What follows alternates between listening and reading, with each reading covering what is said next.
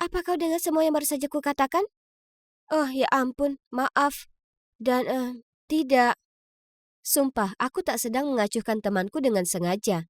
Aku hanya teralihkan oleh cowok di sebelah sana, Luka. Aku tahu, dia sangat tampan.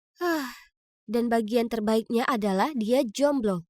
Yap, dia putus dengan pacarnya beberapa bulan lalu. Dan hari ini adalah saatnya aku, Michelle Summer, akan membuat Luka Rodriguez jadi pacarku. Maksudku, kini hatinya pasti sudah sembuh, ya kan? Satu-satunya kelas yang kuikuti bersama Luka adalah bahasa Prancis, jadi sekarang atau tidak sama sekali. Kutulis sepucuk surat cinta dan meminta cowok di belakangku untuk memberikannya ke Luka. Jantungku rasanya berdetak semakin cepat, hingga guruku, Bu Davis, mencegatnya.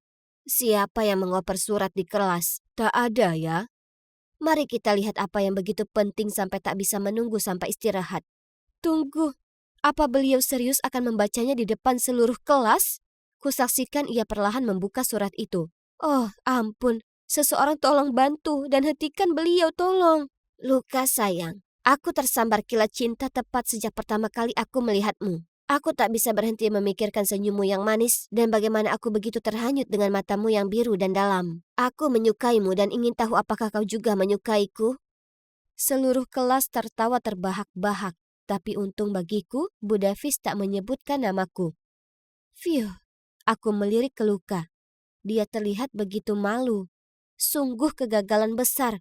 Saat aku menunggu bus, aku merasa agak sedih dengan semuanya. Kemudian hujan turun. Hebat. Dan melengkapinya, tiba-tiba ada mobil lewat dan mencipratiku. Aku betulan basah dari ujung kepala hingga kaki. Aku berteriak marah. Yang benar saja! Mobil itu tiba-tiba mundur, kemudian berhenti di sampingku. Aku menghela nafas saat jendela mobil itu terbuka. Hah? Luka? Apa? Aku minta maaf sekali, apa kau tak apa? Ya Tuhan, Luka sedang bicara padaku. Oke, tenang Michelle, bersikaplah santai. Oh, aku tak apa, itu salahku. Harusnya aku tak duduk di halte bus. Yang benar saja. Bagus sekali.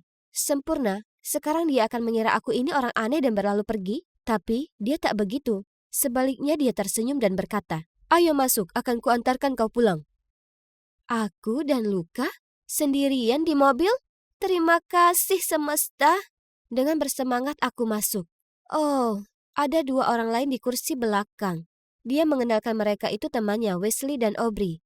Oh, baik sekali dia memberi kami semua tumpangan. Sementara dua temannya mendengarkan musik di kursi belakang, aku bisa bicara dengan Lukas. Itulah saat aku tahu kalau kami punya banyak kesamaan lebih dari yang kuduga. Dia adalah penggemar berat DC Comics, dan serial favoritnya adalah Arrow dan The Flash. Sama sepertiku.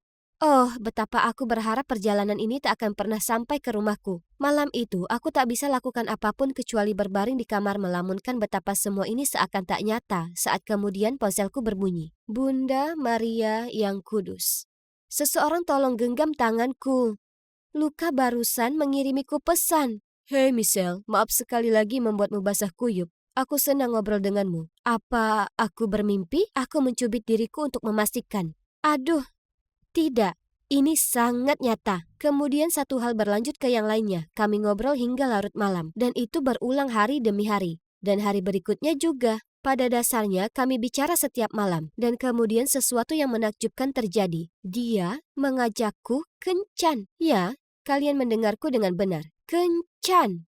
Wih. Dan bagian terbaiknya adalah dia ingin nonton film horor. Semua orang tahu cowok cuma menyarankan ini supaya si cewek akan memeluknya saat dia ketakutan. Oke, Luka, aku suka cara berpikirmu. Dia memilih The Conjuring 3, jadi aku harus maraton nonton bagian 1 dan 2 dalam semalam. Sangat menakutkan, tapi aku rela lakukan apapun untuk Luka. Hari itu pun tiba, dan aku menghabiskan berjam-jam memilih baju yang paling imut. Tapi kemudian aku sampai di bioskop melihat Wesley dan Aubrey juga ada di sana. Melihat wajahku yang kaget, Luka berkata, "Oh, aku juga mengajak Wesley dan Aubrey. Ini akan jadi double date yang menyenangkan." Apa dia baru saja berkata double date? Oh, jadi ini masih termasuk kencan. Sungguh melegakan. Dia tak memberitahuku sebelumnya kalau Wesley dan Aubrey merupakan kekasih. Fuh. Semua kejutan di film itu memang membuatku terus berpegangan pada lengan Luka. Kalian pikir aku akan senang dengan ini, kan? Tapi tak, aku tak senang. Kenapa? Karena aku bukan satu-satunya cewek yang berpegangan pada lengannya. Aubrey juga. Tidak, aku tak sedang bercanda. Halo, bukankah cowoknya juga duduk di sebelahnya? Syukurlah, film itu akhirnya berakhir. Karena melihat Aubrey bergelayut pada Luka bahkan lebih menyeramkan daripada filmnya. Setelah itu, Luka menyarankan kami pergi beli makanan Meksiko. Dengan senang aku setuju. Hanya saja, Wes dan Aubrey juga ikut. Tentu saja. Kemudian sebelum kami sempat memesan minuman, Wes menerima telepon dari ibunya dan harus pergi. Jadi tersisa kami bertiga di sana makan malam bersama. Suasananya canggung.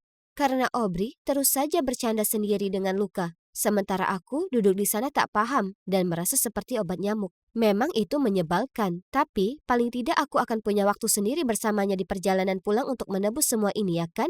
Tapi kemudian Aubrey bergelayut di lengannya dan dengan suara diimut-imutkan bertanya, "Oh, ini sudah sangat larut malam. Luka, kau akan mengantarku pulang, ya kan?" Luka menoleh ke arahku dengan canggung. Tentu aku tak mau menarik perhatian, jadi kukatakan, "Jangan khawatir, aku bisa menelpon temanku. Dia bekerja di dekat sini dan shift kerjanya akan segera selesai." Yap, itu kebohongan besar. Akhirnya, dia tersenyum dan kemudian mereka pergi, meninggalkanku di sana sendiri. Aku memesan Uber dan pulang ke rumah. Malam itu, aku tak bisa tidur. Aku tak bisa berhenti memikirkan ada sesuatu yang mencurigakan tentang hubungan mereka. Tapi kemudian ku terima pesan dari Luka. Aku senang sekali hari ini. "Aku ingin tahu apa kamu mau jadi pacarku?" X. Apa? Harus kugosok mataku dan membacanya ulang. Ya Tuhan! Benar-benar tertulis pacar di pesan itu. Jadi, itu artinya Luka dan Aubrey hanyalah sekedar teman dekat, itu saja. Aku tersenyum sambil menjawab ya padanya. Jadi, sejak saat itu, kami resmi pacaran. Sungguh menakjubkan. Ya, kecuali satu masalah yang sama. Dia selalu mengajak temannya ikut serta. Setiap hari. Kalian tahu Wesley dan Aubrey sekolah di SMA lain di dekat sini. Saat aku pertama kali bertemu mereka, kukira Luka hanya memberikan mereka tumpangan pulang karena hujan. Tapi ternyata dia mengantar mereka setiap hari. Mereka juga sering nongkrong bareng setelahnya. Jadi itu artinya Luka dan aku tak pernah punya waktu sendiri. Bahkan setengah jam pun tidak. Tapi itu bukan bagian terburuknya. Sejak aku dan Luka resmi pacaran, Aubrey bahkan makin berani dari sebelumnya. Misalnya, suatu kali di taman, Luka sedang makan hotdog dan ada mustard di wajahnya. Aku tertawa kencang sekali dan menyuruhnya untuk tetap diam supaya aku bisa memotret wajahnya yang lucu. Tapi kemudian Aubrey langsung menoleh padanya, mengambil sebuah tisu dan mengelap bersih mustard itu. Dan tak hanya itu saja, dia bahkan minum dari gelasnya, menyuapinya cemilan dan sering memandang terpesona padanya. Kalian pasti bertanya-tanya bagaimana dia bisa terang-terangan menggoda di depan Wes seperti itu? Nah, cewek itu sangat tahu caranya membutakannya. Terkadang dia mencium Wes di pipi atau membelai rambutnya. Jadi siapa yang sebenarnya dia sukai? Wes atau Luka? Kuputuskan untuk melakukan tes untuk cari tahu. Jadi aku merapat ke Luka dan menyandarkan kepalaku di bahunya. Dan seperti yang kuperkirakan, Aubrey melotot padaku dengan mata cemburu. Kemudian, saat dia memilih helai rambutnya dengan jarinya, dia bertanya pada Luka. "Luka, Wes sibuk hari Jumat ini dan aku tak bisa melewatkan les menariku. Apa kau bisa mengantarku ke sana dan menunggu sampai kelasnya selesai?" Luka terlihat kikuk, tapi tak tahu harus berkata apa lagi. Dia bergumam, "Iya, tentu." Sekarang Aubrey mulai berlebihan. Aku perlu menunjukkan padanya kalau Luka tak tertarik padanya dan kalau dia harus mundur. Aku tahu itu agak terdengar jahat, tapi serius. Aku perlu mengambil sikap, kalau tidak aku bisa kehilangan pacarku. Jadi, pada malam Jumat, setelah Luka mengantar Aubrey ke kelas menarinya, aku menelpon Luka dan mengatakan padanya kalau ban sepedaku kempes.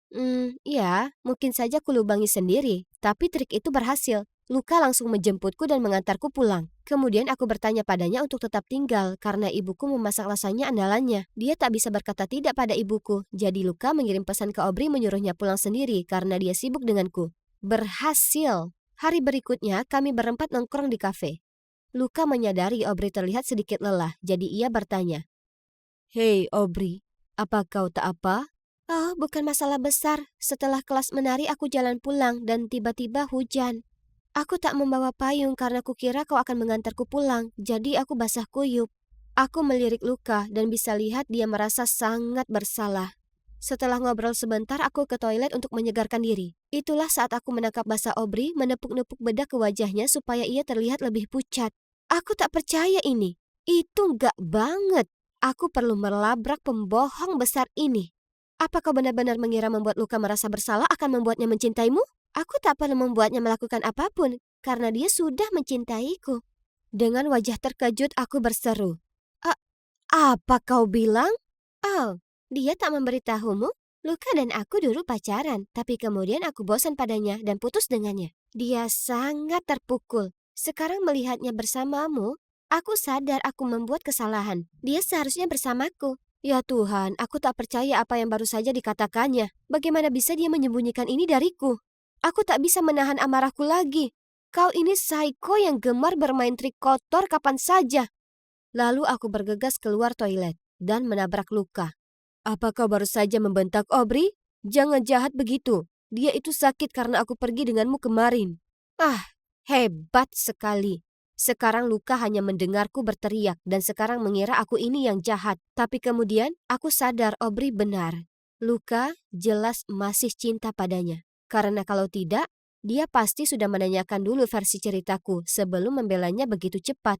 Luka, kurasa sebaiknya kita putus saja karena jelas kau masih punya perasaan terhadap Aubrey. Kemudian tanpa membiarkannya berkata apapun, aku mengabaikannya dan pergi. Hari berikutnya, kuputuskan untuk bangun lebih pagi dan pergi lari mencoba untuk menjernihkan pikiran. Tapi, segera saat kubuka pintunya, kulihat Luka berdiri di sana. Aku bersikap seolah dia tak terlihat dan hendak jalan pergi. Tapi dia meraih lenganku dan berkata, "Tolong, Michelle, paling tidak dengar aku dulu." Jadi, kami duduk di teras dan Luka menceritakan semua padaku. Ternyata memang benar Luka dan Aubrey dulunya pacaran, tapi mereka bertengkar sepanjang waktu. Jadi dia putus dengannya dan mereka tetap berteman. Dia tak memberitahu hubungan mereka di masa lalu karena dia kira itu bukan masalah besar karena semua sudah berakhir sekarang. Dia bilang setelah aku memutuskannya, dia bicara ke Aubrey untuk cari tahu apa yang terjadi antara aku dan dia. Itulah saat Aubrey mengaku kalau dia masih cinta dengannya dan hanya memacari Wesley supaya dia bisa berada di dekatnya. Luka menolaknya dan dia mulai menangis, yang mana menyebabkan make up-nya luntur. Itulah saat Luka menyadari kalau aku benar soal Aubrey pura-pura sakit. Lalu Luka menegaskan kalau perilaku licik Aubrey itu membuat mereka tak bisa berteman lagi. Michelle, aku minta maaf. Seharusnya aku tahu apa yang dia lakukan dan mengutamakanmu. Aku janji itu tak akan terulang. Kasihan Luka. Aku tak tahan melihatnya terlihat begitu murung. Sejujurnya, yang dia lakukan hanyalah berusaha menjadi teman yang baik untuk Aubrey. Luka berhak mendapat kesempatan lain, ya kan? Jadi, dengan tersenyum aku memeluknya erat. Sejak saat itu, hubungan kami berdua membaik. Wesley akhirnya tahu kalau Aubrey hanya memanfaatkannya untuk dekat dengan Luka. Jadi dia putus dengannya. Kisah cinta kami tentunya penuh liku. Tapi semuanya sepadan. Karena aku tulus mencintai Luka, dan aku juga suka bagaimana dia peduli dengan teman-temannya dan ingin menghabiskan waktu bersama mereka. Jadi, aku hanya minta padanya waktu sendiri setiap hari Jumat. Ngomongin soal hari Jumat, aku tak sabar untuk yang satu ini, karena Wesley bilang padaku kalau Luka menyiapkan sesuatu yang spesial untukku. Aku sangat senang. Maaf guys, tapi kalian tak tahu apa itu, karena ceritaku harus berakhir di sini. Mungkin lain waktu. Wow. Kue ini rasanya seperti surga. Kuulurkan tangan untuk mengambil satu lagi saat ku dengar eraman dari belakangku. Kusuruh kau jadi anggun, ya tidak? Kemudian ibu menarikku untuk menyapa pasangan berpenampilan intelek ini. Lagi mereka melihatku ke atas ke bawah lalu berkata, "Ku dengar kau adalah pianis berbakat. Kami ingin dengar kau bermain." Hah? Piano? Aku tak pernah main itu sebelumnya seumur hidupku. Sebelum aku bisa berkata apa-apa, ibu menimpali. Sayang, pergelangan tangan Pibi terkilir. Mungkin lain kali. Aku memandang ibu kebingungan. Bagaimana bisa ia berbohong seperti itu? Astaga. Bu, kenapa ibu bilang aku bisa main piano? Ya. Aku mungkin menyombong ke mereka kalau semua anak adopsiku itu luar biasa. Aku bisa berkata apa? Semua ibu membanggakan anak-anak mereka, ya kan? Dan ya, aku tumbuh besar di panti asuhan. Sebelum ibu menerimaku masuk ke keluarganya. Tempat ini cukup megah. Awalnya aku dapati tempat ini luar biasa. Dan akhirnya tersesat saat coba temukan kamarku. Untung ada beberapa saudara adopsi di sekitar yang menunjukkanku kemana harus pergi. Aku punya 10 saudara. Iya, yang kau dengar benar. 10. Itu seolah aku baru pindah dari satu panti ke panti yang lain, hanya saja sudah tak yatim. Dan kami semua seumuran, yang mana tak lazim, karena orang tua angkat seringnya memilih anak yang lebih muda. Mereka bilang anak remaja cenderung keras kepala. Belum lagi ayah angkatku tak pernah ada. Serius, aku bahkan tak bisa beritahu kalian seperti apa rupanya. Jadi hanya kami para cewek di sini. Aku sangat dekat dengan Collins, dia itu beberapa tahun lebih tua dariku, dan kami berbagi kamar tidur yang sama. Meskipun aku suka tinggal dengan ibu dan para saudariku, ibu menyuruh kami melakukan hal aneh, seperti mengenakan pakaian murahan dan berjalan lurus. Parahnya, ibu memaksaku belajar main piano. Aku ini tak bakat musik sama sekali. Aku baru saja membuat kebisingan. Ia juga mengajariku cara makan dengan benar, tapi itu agak terasa seperti sesi pelatihan anjing. Aku hanya diizinkan makan saat ia memberi aba-aba. Dan pada saat aku baru terbiasa menggunakan peralatan makan itu, makanannya sudah habis. Tapi kurasa itulah cara bagaimana setiap ibu mengajari putrinya, ya kan? Dan sepertinya ibu tak lagi bisa bersabar mengajariku. Jadi dia memberikanku ke Colin, anak emasnya. Kami habiskan 1 jam tiap hari ngobrol bersama, atau lebih tepatnya, dia memberi petunjuk cara bicara yang benar. Colin bilang aku perlu mengontrol volume suaraku karena aku punya kecenderungan meneriakkan kata-kataku dan itu sangat anggun. Aku harus berbisik dengan volume yang sama sepertinya dan juga memilih kata dengan hati-hati untuk tunjukkan kepandaian dan keanggunan.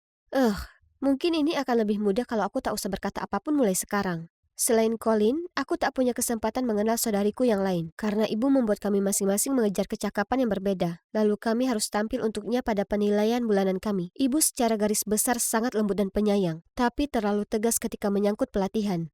Jadi kami semua harus habiskan banyak waktu dan upaya dalam berlatih. Suatu hari aku sedang memahami lembar musikku saat ku dengar Lexi mengeluh. Kenapa ibu selalu memaksaku untuk lakukan misi mustahil ini? Sangat membosankan. Apa? Paling tidak skating itu 1000 kali lebih seru dibandingkan piano. Andai saja sebuah ide muncul di kepalaku. Malam itu, aku pergi ke kamar ibuku dan dengan malu-malu berkata, "Bu, aku ingin pindah dari belajar piano jadi ice skating. Aku bisa tukar dengan Lexi. Apa? Tidak. Tapi kenapa? Lexi bahkan tak suka dengan ice skating. Ya, itu karena aku bisa melihat potensi dari kalian masing-masing, jadi tak mungkin ganti." Kesal, aku kembali ke kamarku dan mulai mengeluh ke Collins. Tapi dia pikir kalau itu bukan masalah besar. Ibu tahu apa yang terbaik untuk kita. Nah, itu aku tak yakin soal itu. Karena kami bahkan tak bisa pergi sekolah. Karena ibu bilang homeschoolingnya sudah cukup. Sementara aku justru menganggap metodenya agak aneh. Kuimpikan kehidupan sempurna dengan ibu yang luar biasa. Tapi ibu tak pernah penuh kasih.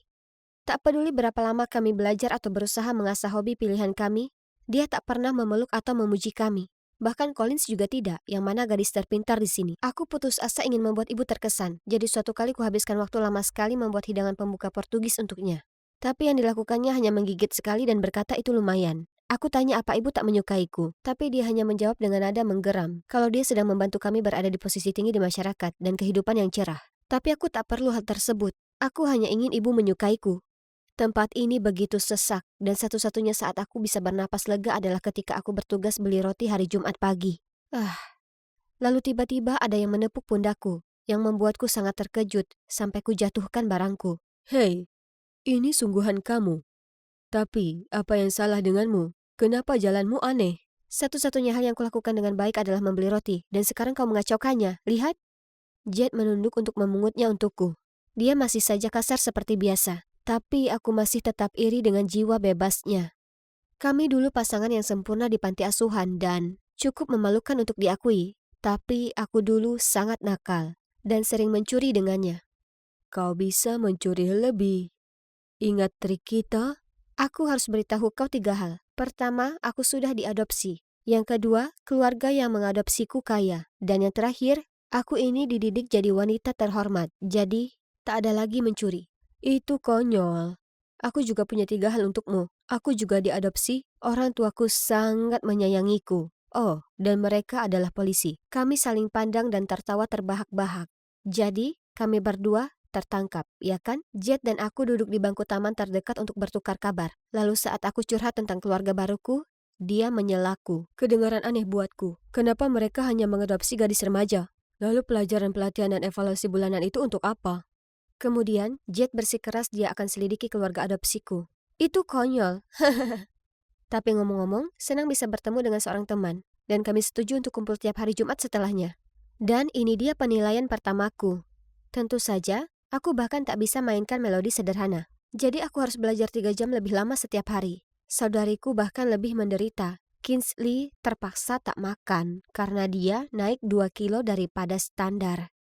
Sebaliknya, Willow harus terus makan saat malam untuk naik 5 kilo. Kalau sampai sejauh ini, pastilah bukan semata hanya untuk berbangga diri sebagai seorang ibu, ya kan? Di hari Jumat selanjutnya, kuceritakan pada Jet mengenai penilaian mingguan yang lalu. Dengan tegas dia menyatakan bahwa ada masalah dengan keluargaku. Kurasa tidak, Jet. Ibu cuma mau yang terbaik untuk kami. Dengar, Bibi, kurasa dia sengaja melatih kalian. Masing-masing dari kalian harus jago di bidang tertentu, sama seperti pesanan belanja. Pesanan? Jangan berlebihan. Kau tahu daging Kobe? Sapi disuruh mendengarkan musik, diberi minum bir, dan dipijat. Tapi pada akhirnya, kau tahu apa hasilnya? Oh tidak, apa itu demikian adanya? Ibu selalu bilang kalau dia ingin memberi kami yang terbaik dalam hidup selama kami bekerja keras. Kami dites dan distempel seperti sapi-sapi itu. Suatu hari aku pulang mendapati Collins yang dengan bersemangat mengepak kopernya. Ibu bilang dia akan membawaku ke sekolah yang baru besok. Jadi Collins akan pergi? Tapi kemana? Aku akan merindukanmu, sis. Kirim pesan saat sampai. Tapi hari-hari berlalu tanpa kabar apapun darinya. Aku tanya ke ibu, dan ia bilang kalau jeripayah Collins terbayar. Dan dia diterima di sekolah bergengsi, tapi mereka punya aturan ketat tak boleh ada ponsel. Hah? Ini terdengar mencurigakan, jadi kuceritakan Jet dan dia bersikeras agar aku melaporkan kasus itu. Di Jumat yang lain, aku dan Jet bertemu di gereja dekat toko roti. Hah? Kenapa dia memilih tempat yang membosankan ini? Kupandangi sekeliling saat kulihat sekelompok gadis sekolah keluar dari gereja. Mereka semua pakai seragam kusam. Rambut mereka disanggul rapi, dan semua berbaris dengan patuh. Kemudian di sanalah kulihat dia, Collins. Aku hendak bergegas menyapanya, namun tatapan mata wanita yang menemaninya membuatku takut. Itu tak benar. Aku harus tanya Collins apa yang terjadi. Jadi kuraih lengan Jet dan pergi mengejar kelompok itu. Tapi mereka masuk ke sebuah mobil hitam dan melaju pergi. Mungkin mereka memilih gereja ini sebagai tempat transaksi mereka. Pintar, huh? Mereka pakaikan semua dengan seragam sekolah, jadi takkan ada satupun yang curiga. Tapi melihat wajah-wajah itu, aku yakin mereka segera akan dikirim ke pasar gelap. Pasar gelap? Membayangkannya saja membuatku bergidik. Aku harus selamatkan Collins. Aku tak bisa biarkan ibu lari dari hal ini. Malam itu, aku berjinjit ke bawah untuk menguping. Oke, akan kuantar dia pekan ini. Benar, 173 cm, bisa ice skating, memasak dan melukis? Tentu saja. Aku sudah melatihnya sesuai kebutuhan. Kau tak akan kecewa. Jadi kesepakatan lanjut sesuai rencana, oke? Jumpa minggu. Itu dia. Pengiriman selanjutnya adalah Lexi. Kuperiksa kamarnya dan melihatnya mengemasi barangnya. Kebahagiaan yang polos terpancar di wajahnya. Aku segera mengirim pesan ke Jet dan dia langsung membalas. Tunggu saja di rumah dengan tenang. Jangan bertindak tanpa berpikir dulu. Akan kucari jalan keluar. Malam itu aku tak bisa menutup mata. Aku sangat ketakutan sesuatu yang buruk akan terjadi ke Lexi. Jadi esoknya pagi-pagi sekali, segera saat kulihat ibu dan Lexi masuk mobil untuk pergi, aku menyelinap. Berbaring di sana tanpa suara dan mengirim lokasi ke Jet. Mobil butuh waktu lama sebelum berhenti. Apa kami akhirnya sampai di lokasi transaksi? Saat kelihatannya aman, dengan hati-hati aku memanjat keluar dan melihat ibu bicara dengan wanita paruh baya yang tampak cerewet. Apa yang ibu katakan yang membuat Lexi sangat panik sampai terus mencengkram tangan ibu. Wanita itu menyerahkan amplop yang cukup tebal ke ibu, lalu meraih tangan Lexi dan menariknya pergi. Tuhan, di mana Jet? Aku tak bisa duduk diam saja seperti ini dan melihat saudariku dibawa pergi. Lepaskan Lexi. Sekarang. Bibi, apa yang kau lakukan? Hentikan. Ibu akan menjual kami, ya kan? Aku sudah tahu kebenarannya. Apa yang kau bicarakan, Bibi? Geram ibu menarikku pergi. Hentikan. Tiba-tiba 2 polisi masuk, menyuruh semua orang mengangkat tangan. Di balik mereka ada Jet yang masih terengah-engah. Ternyata mereka orang tua angkat Jet. Tolong aku, ibu berusaha menjualku dan saudaraku. Melihat itu, wanita yang satunya dengan cepat menjelaskan. Tidak, pasti ada kesalahpahaman di sini. Aku hanya membantu Putri Giana daftar ke sekolahku. Kebingungan, mataku menatap dari ibu ke wanita lainnya, kemudian ke Jet. Di kantor kepala sekolah, ku ceritakan pada semua orang kenapa ku pikir ibu adalah pelaku perdagangan manusia. Mereka semua terkesiap kaget. Aku membuatmu berlatih sekeras itu hanya karena aku ingin kau masuk ke sini. Sekolah khusus putri paling bergengsi. Supaya kau dapat hidup yang lebih baik. Aku tak mau masuk ke sekolah ini lagi, Bu. Dia memberitahuku semua aturannya yang keras. Tempat ini menakutkan. Anda tak bisa memaksakan anak untuk melakukan itu. Anda mengadopsi mereka. Jadi Anda harus membuat mereka merasa aman dan dicintai. Bu Giana, Ini adalah sekolah bergengsi dan tak butuh skandal Anda. Anda membuat saya percaya bahwa putri Anda berbakat secara alami yang kini terungkap adalah semuanya bohong. Saya tak akan terima anak Anda lagi mulai sekarang. Tidak, mereka adalah anak-anak saya. Mereka pantas dapat yang terbaik. Kemudian ia memohon ke kepala sekolah untuk menarik keputusannya, tapi dia menggelengkan kepala. Tiba-tiba ibu berteriak, "Kenapa? Aku hanya ingin mereka tak menderita sepertiku. Jadi apa yang salah dengan hal itu?" Kemudian tangis ibu pun pecah. Ternyata di masa lalu ibu jatuh cinta dengan seorang polisi. Tapi, menurutnya, karirnya akan maju jika ia memilih menikah dengan lulusan sekolah bergengsi ini saja. Ibu sangat mencintainya. Ia terus jadi simpanannya. Tapi meskipun dinafkahi penuh olehnya, ibu selalu merasa lebih rendah daripada istri sahnya. Terutama saat suaminya dengan bangga menyombongkan istri dan putri-putrinya yang pintar. Kemudian saat ia ingin membangun keluarganya sendiri, suaminya tak mengizinkannya. Pada akhirnya, dia putuskan untuk mengadopsi gadis-gadis dan melatihnya untuk menjadi hebat supaya mereka bisa masuk ke sekolah ini, tak peduli latar belakang mereka. Jadi itulah alasan kenapa dia lakukan ini pada kami. Aku harus akui, aku merasa agak kasihan padanya. Semua ini mungkin hanya untuk meringankan luka di masa lalunya. Tapi Bu, kami tak ingin masuk ke sekolah sombong ini. Kami hanya ingin Ibu mencintai dan melindungi kami. Ibu minta maaf, ibu keliru. Ibu hanya berusaha membantu, ibu menyesal. Semua ini salah ibu. Lalu dia memelukku. Jadi pada akhirnya, aku dan para saudariku akhirnya punya keluarga yang benar-benar bahagia. Ibu tak lagi menyuruh kami lakukan tugas-tugas bodoh. Sebaliknya, ia membolehkan kami mengejar cita-cita kami sendiri. Sekarang kami semua masuk ke sekolah umum dan menjalani kehidupan remaja yang normal. Sungguh luar biasa akhirnya memiliki ibu yang hebat, para saudari yang mengagumkan dan juga sahabat yang luar biasa, Jet, yang semua berada di sisiku.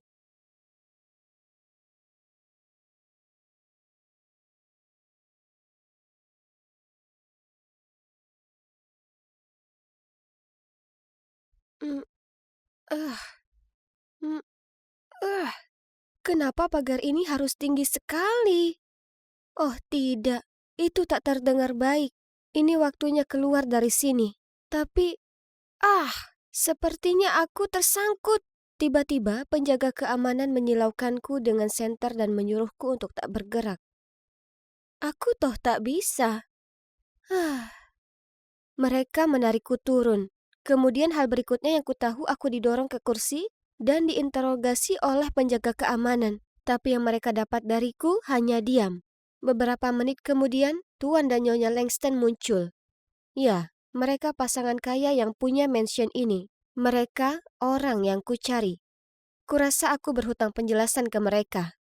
Aku minta maaf atas gangguan ini, tapi tak seperti yang Anda kira. Kulihat iklan lowongan untuk pelayan, dan aku ingin melamar. Tapi para penjaga bilang aku terlalu muda dan menolak membiarkanku masuk. Masalahnya, ayahku punya kelainan jantung, dan jika ia tak segera menerima perawatan, maka peluangnya ia tak akan selamat. Aku benar-benar tak punya pilihan, jadi kumohon apa bisa kudapatkan pekerjaannya dan juga gaji 6 bulan dibayar di muka? Tepat di saat itu, seorang gadis seumuranku terjatuh di ruangan itu, mengintip ke pasangan Langston, kemudian mulai tertawa. Carla, ini tak bisa diterima. Apa kau tak malu dengan hasil ujian masuk ke Franchise Academy yang buruk?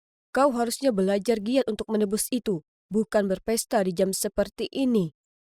Si Carla ini hanya memutar mata, lalu dengan goyah jalan keluar. Kuperhatikan Tuan Langston menenangkan istrinya yang sepertinya sangat tertekan dengan perilaku gadis yang tak pengertian itu. Jadi, kalau begitu ini pasti putri mereka. Mereka pastinya menganggap pendidikannya penting. Dan dia daftar ke sekolahku. Itu memberiku ide. Kalian tahu, jika kalian ingin meningkatkan performa akademik Carla, aku bisa membantu kalian. Mereka berdua memberiku pandangan skeptis, jadi kutunjukkan ke mereka catatan akademikku. Dan memberitahu mereka aku ini valediktorian dan sukses dapat beasiswa di Franchise Academy. Mendengar pencapaianku, semua kekhawatiran mereka segera sirna. Dan begitulah, mereka mendapat ide yang beresiko. Mereka akan bayar biaya rumah sakit ayahku hingga ia benar-benar pulih jika kugunakan identitas Carla dan terbang ke Korea Selatan untuk belajar di SMA internasional di sana. Sementara Carla akan ambil posisiku dan daftar di Franchise Academy seperti yang mereka harapkan. Kesepakatan ini kedengarannya seperti jawaban dari doa-doaku, tapi aku tahu ini akan sulit. Pura-pura jadi orang lain di negara yang sungguh berbeda itu di luar pemahamanku. Jadi aku setuju melakukannya, tapi hanya dengan 2 syarat tambahan. Pertama, harus ada wali yang akan mengurus semua berkasku dan yang lainnya. Kedua, setelah aku menyelesaikan kesepakatan dan kembali, pasangan Langston harus membantuku masuk ke sekolah impianku. Dan itu adalah Universitas GBA, tentu saja. Mereka memikirkannya, kemudian menjabat tanganku tanda setuju. Tampaknya kami sudah sepakat. Tapi hal berikutnya yang kutahu, aku ada di lingkungan elit di Seoul, Korea. Wah, sungguh mewah. Jadi, begini rasanya lahir di keluarga kaya raya. Pak Preston mengantarku ke sekolah dan berulang kali memberitahuku untuk tak menarik perhatian. Bla bla bla. Oh, iya. Pak Preston adalah pengacara pasangan Langston dan menurut kontrak, dia juga waliku. Dia tampaknya sangat serius, tapi kurasa dia cukup baik. Wah, sekolah ini tampak sangat modern. Arsitekturnya sendiri adalah sebuah karya seni. Aku berkeliling mengitari koridor yang tak berujung berusaha menemukan kelasku. Semuanya sepertinya terlihat cukup ramah, dan ketua kelas, Min Jun, bahkan memberiku tur keliling. Semua lukisan, foto, dan model yang luar biasa dari para murid dipamerkan di seluruh gedung. Ruang kelas tak terhitung dari aneka subjek berbeda, dari mulai sains hingga seni, membuatku terkesiap kagum. Aku sedang mengagumi sebuah karya seni saat tiba-tiba Min Jun berseru. Maaf, aku harus pergi. Bully mencariku. Hanya beberapa menit saja, jadi tunggu aku di sini, oke? Kemudian dia bergegas pergi. Jadi aku berlama-lama di sekitar aula. Itulah saat kulihat sekelompok cewek-cewek di sekitar. Kusadari salah satunya dari kelasku yang lama. Aku yakin namanya Isabella. Aku hendak jalan mendekat untuk menyapa mereka. Ketika kusadari mereka sedang memojokkan cewek ini dan memainkan ikat kepalanya. Di mana kau dapat benda mengerikan itu? Kurasa itu dari toko loak atau semacamnya. Kudengar itu tempat orang miskin belanja. Seluruh adegan ini membuatku jijik. Mereka mengucilkan seseorang hanya karena dia tak berasal dari keluarga kaya raya seperti mereka. Aku tahu benar perasaan gadis malang itu. Aku harus membantunya. Tapi aku tak ingin mendapat dukungan dari siapapun dan menarik perhatian ke diriku. Apa yang bisa kulakukan? Aku tahu. Hei, gurunya sudah datang. Akan kuulur waktu untuk kalian. Lari! Rencanaku berhasil. Karena Isabella dan teman-temannya mengangguk padaku kemudian segera pergi. Kemudian aku mendatangi cewek itu dan bertanya apa dia baik-baik saja. Menjauh dariku.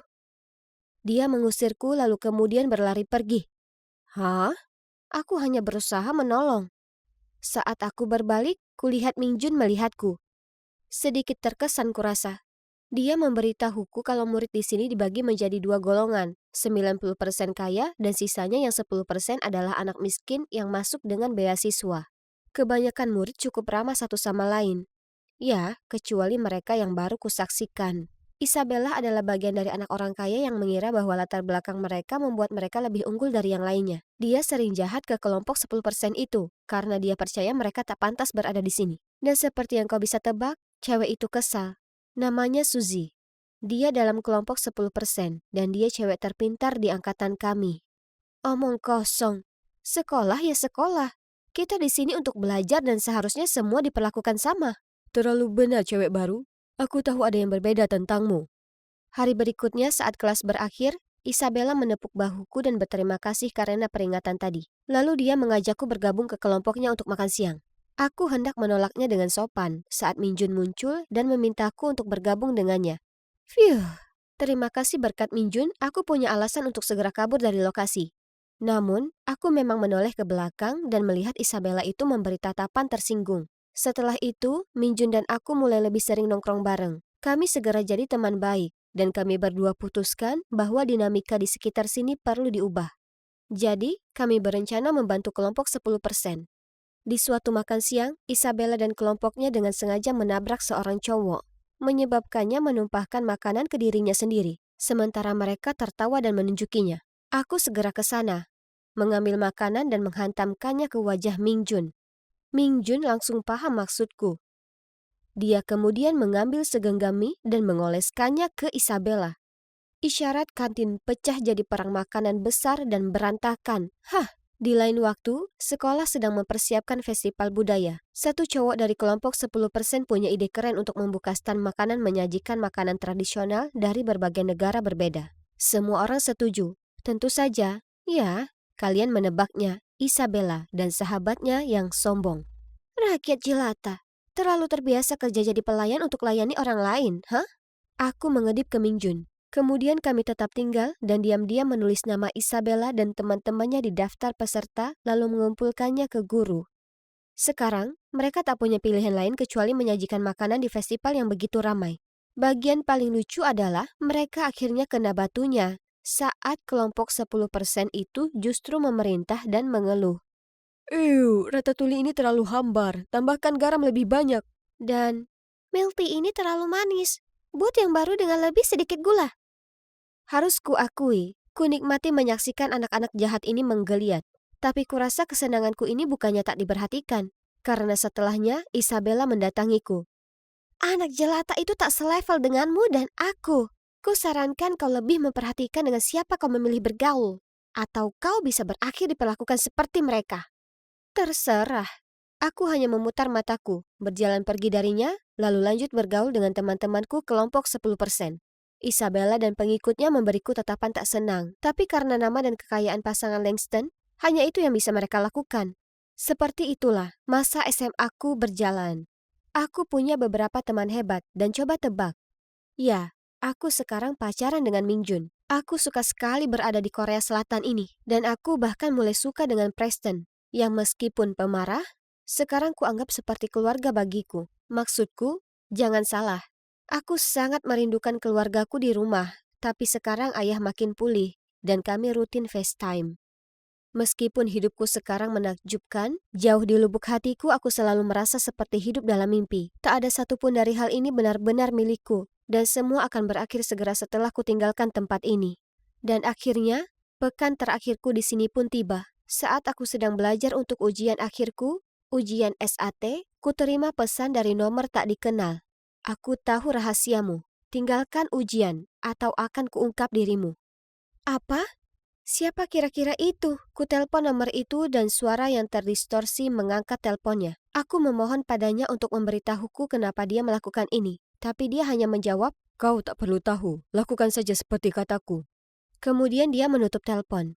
Untung bagiku, Preston tak hanya pengacara yang hebat, tapi juga jenius soal teknologi. Berkat dia, kami melacak lokasi telepon. Aku bertaruh kalian sama penasarannya denganku untuk mengetahui siapa itu. Dan sekarang adalah momen kebenarannya. Hah? Tak mungkin. Berdiri di sana tampak terkejut adalah Suzy. Kenapa dia lakukan ini padaku? Ini tak masuk akal. Maksudku, aku tahu kami tak berteman, tapi aku tak memusuhinya. Kenapa dia begitu membenciku sampai berniat merusak hidupku seperti ini? Kumohon, biar ku jelaskan. Sejak kau tiba di sini, aku kehilangan posisi teratas di sekolah, yang artinya aku juga kehilangan beasiswa penuh untuk kuliah. Keluargaku tak akan pernah mampu membiayainya sendiri. Jadi kuputuskan untuk menyelidikimu. Dan itulah saat kutemukan kalau kau bukan Kara Langston yang asli. Dan kau dibayar oleh orang tuanya untuk mencapai semua catatan akademik ini untuknya. Aku paham kenapa kau kesal, tapi kau tak perlu memerasku. Kau tak terlihat seperti seseorang yang akan lakukan hal seperti itu. Jadi agak mengecewakan yang sudah kau perbuat. Aku tak begitu. Aku di jalan buntu, Airin. Kau harus pahami. Ini merupakan seluruh masa depanku yang akan hilang. Dan untuk apa? Supaya cewek kaya manja bisa masuk ke kampus tanpa berusaha sama sekali? Sepertinya aku harus banyak berpikir. Pada akhirnya, aku sadar bahwa yang kurasakan terhadap Suzy adalah rasa kasihan. Ini semua salahku. Dan tak adil bagi orang sekompeten Suzy, seluruh masa depannya harus hancur karenaku. Jadi, aku harus lebih dewasa di sini. Kuputuskan meminta pasangan Langston agar memberi Suzy tempat di Universitas GBA, yang sebelumnya dipesan untuk sebagai bagian dari kesepakatan. Maksudku, jangan khawatir. Dengan otak cerdas ini aku bisa dengan mudah masuk ke sana sendiri, ya kan? Dan kemudian segera setelah aku selesai ujian, diam-diam kutinggalkan Korea Selatan. Tanpa mengucap selamat tinggal pada semua orang, termasuk Mingjun. Suzy dan aku naik penerbangan yang sama kembali ke US. Dia terus mengucap terima kasih di sepanjang perjalanan ke sana. Dan, ya bisa kita bilang, Di saat pesawat mendarat, kami jadi teman baik. Tapi semua tak berjalan semulus yang kumaksudkan. Ternyata Carla bahkan lebih lalai dari yang kukira sebelumnya. Yang dia bisa lakukan hanyalah dapatkan diploma SMA dengan nilai-nilai buruk yang membuat syok. Sekarang ini adalah nilai-nilaiku yang jelek. Impianku untuk masuk universitas bergengsi pupus sudah. Sebaliknya, aku harus puas dengan perguruan tinggi komunitas. Beberapa tahun berlalu, dan tak ada sehari pun aku tak memikirkan tentang Korea Selatan atau Mingjun. Aku tak bisa bicara dengannya lagi. Aku sudah janji ke pasangan Lanston akan putuskan semua kaitanku di sana. Maksudku, Suzy adalah pengecualian. Suatu hari saat keluar dengan Suzy, dia tunjukkan padaku sesuatu yang menarik di Facebook. Kemudian kami kebetulan menggulir postingan Mingjun yang bunyinya, "Akhirnya kutemukan kau, cinta dalam hidupku." Hatiku hancur. Wah, sepertinya dia sudah temukan orang lain, sementara hatiku masih merindukannya. Tapi hidup harus berlanjut, dan seminggu setelahnya, aku sedang menunggu Suzy di luar kampusnya. Menghayalkan ini bisa saja jadi kehidupanku. Kulihat seraut wajah tak asing menuju ke arahku. Itu Mingjun. Tapi tunggu, dia sama cewek Carla? Tunggu dulu, postingan Facebooknya itu tentang dia? Cinta dalam hidupnya itu Carla? Aku tak bisa hadapi ini sekarang. Jadi kutahan air mata sambil menarik nafas dalam-dalam lalu berbalik pergi. Tapi tiba-tiba kurasa ada tangan yang menarikku kembali. Itu Mingjun. Ini sungguh dirimu. Akhirnya kutemukan kau. Aku terus mencari sejak kelulusan, lalu informasiku mengarahkanku ke sini dan kepada aku.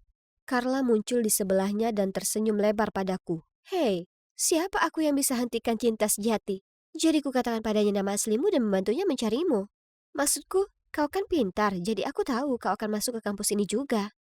Tidak, kau sudah kacaukan nilaiku, ingat? Ya sudah, itu sudah tak penting lagi. Aku berbalik dan melihat ke arah Mingjun. Aku minta maaf Mingjun, aku ingin beritahu padamu semuanya, tapi aku tak bisa. Dengan menggenggam tanganku di tangannya dan memberiku senyum menawan ini. Aku sudah menemukanmu, dan percayalah padaku. Sekarang, itu yang paling penting.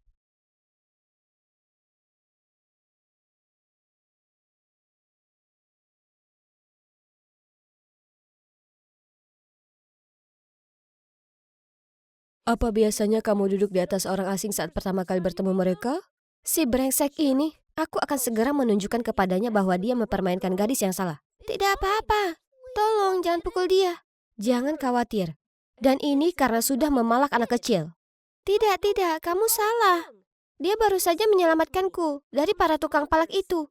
Dan dia baru saja mengajariku cara melawan mereka.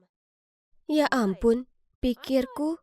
Itu hanya karena tas anak laki-laki itu tergeletak di tanah dan cowok itu memegangi lengannya seolah hendak memukulnya. Aku dengan canggung berdiri, benar-benar berteriak meminta maaf lalu langsung berlari pulang. Jadi, seperti yang kalian lihat, rumahku sedikit berbeda dari biasanya. Orang tuaku menjalankan panti jompo, jadi aku tumbuh dikelilingi oleh para lansia. Kamu pasti sangat malu sehingga meninggalkan dia terbaring di sana dan melarikan diri. Pertama kali aku bertemu suamiku, aku juga menjatuhkannya dengan Dolio Cagiku. Mungkin anak ini adalah jodohmu? Tidak mungkin, Bu Jones. Tiba-tiba ayahku mendengus melewati kami. Oh tidak, aku tahu tatapan itu. Ada sesuatu yang buruk. Akhir-akhir ini keuangan kita tidak begitu baik. Aku mengejarnya untuk memastikan dia baik-baik saja. Dan menemukannya sedang berbicara dengan seorang pria di halaman. Saat melihatku, pria asing itu melambai padaku. Apa kamu kenal orang ini? Hah? Itu adalah pria yang hampir aku pukul sebelumnya. Benar, orang yang hampir kamu buat pingsan adalah anakku. Aku melihat semuanya, jadi aku mengikutimu ke sini. Dia bergaul dengan kelompok yang buruk dan kehilangan fokus pada studinya. Aku mau kamu mengarahkannya ke arah yang benar. Aku tidak mau menjadi babysitter. Maafkan aku. Sayang sekali panti jompo ini, kan? Sepertinya itu harus segera ditutup. Meski begitu, jika dibutuhkan, aku tidak keberatan menjadi sponsor utama. Hah? Ini gila. Jadi, yang perlu kulakukan hanyalah mengawasi putranya, dan semua masalah panti jompo akan terselesaikan? Ayah bilang aku tidak perlu melakukannya jika aku tidak mau. Tapi bagaimana aku bisa mengatakan tidak? Oke, aku akan melakukannya. Jadi, aku akan pindah ke sekolah mana? Astaga, semuanya di sini sangat berkilau. Tapi jika aku punya pilihan, ini akan menjadi sekolah terakhir di kota ini yang ingin aku hadiri. Aku memasuki ruang kelas dan berjalan ke satu-satunya kursi kosong yang kebetulan ada di belakang. Aku hendak duduk, lalu beberapa cowok menarik kursi ke samping dan membuatku terjatuh. Sebuah tangan tampak menarikku ke atas. Tetapi ketika aku hendak meraihnya, tangan itu segera menariknya kembali. Membuatku duduk di sana dengan rasa malu. Sementara semua orang menertawakanku. Ups, maaf. Kurasa sebaiknya aku hanya membantu saat diminta, kan? Itu Black. Aku langsung memasang kembali wajah dinginku. Duduk dan memakai headphone. Berpura-pura seperti aku tidak mendengar komentar dari siswa lain tentang penampilanku yang sederhana. Cewek ini sepertinya menarik. Biasa, 1 juta jika kamu bisa memenangkan hatinya dalam sebulan. Setuju? Black melirik ke arahku dan mencibir pria itu. Gampang, sepakat. Jadi begitulah yang akan terjadi, bukan? Untungnya, aku belum menyalakan musik. Itulah sebabnya aku mendengar keseluruhan percakapan. Biarkan aku membantumu mendapatkan uang saku tambahan, Black. Dan tidak butuh waktu lama baginya untuk mulai melaksanakan rencananya. Saat makan siang, dia dengan antusias mengajakku ke kantin, membimbingku mencari makanan, dan bahkan meminta petugas makan siang untuk membelikanku porsi yogurt tambahan. Usaha yang bagus. Aku sedang mencoba menikmati makan siangku ketika sebuah suara melengking terdengar. Bangun dan ambilkan aku makanan. Aku ingin cupcake seperti milikmu. Sekarang. Astaga. Kenapa beberapa cewek berpikir tidak apa-apa memperlakukan pria seperti ini? Karena frustrasi, aku pergi ke sana, mengambil kue dari nampan anak cowok itu, dan memasukkannya ke dalam mulutnya. Nah, bahagia sekarang? Kasihan sekali. Lenganmu pasti patah sangat parah sampai kamu tidak bisa mengambil makanan sendiri. Biar aku yang bantu. Sama-sama. Apa kamu gila? Kamu sudah mati hari ini. Dia mengangkat tangannya hendak menamparku, tapi aku segera menghindar hingga menyebabkan dia jatuh ke tanah.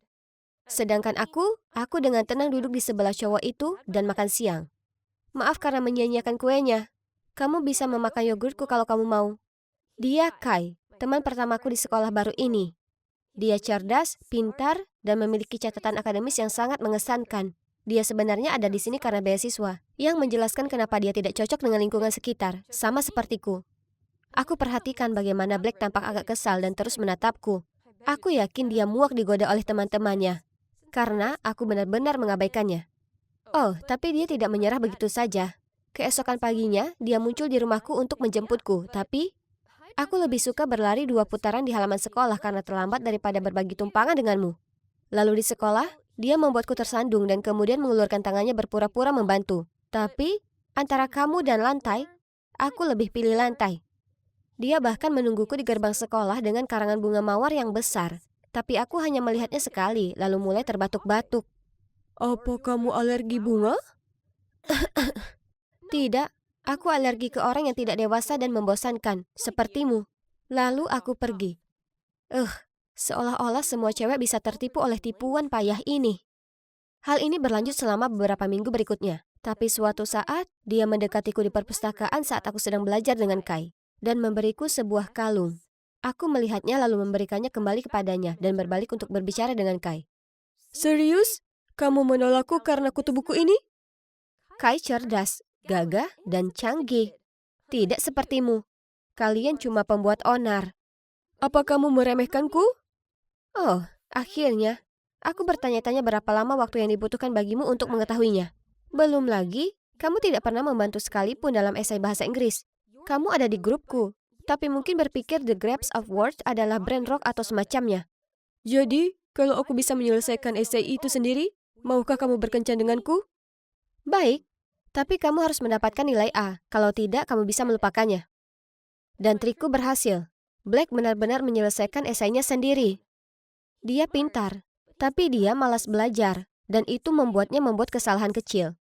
Saat esai itu diserahkan kembali, wajah Black muram. Dia mendapat nilai B. Dan meskipun dia tahu pelajarannya sudah berakhir, dia tetap tinggal di kelas untuk membaca kembali komentar gurunya. Sepertinya ini adalah pertama kalinya dia benar-benar berusaha melakukan sesuatu. Ada apa?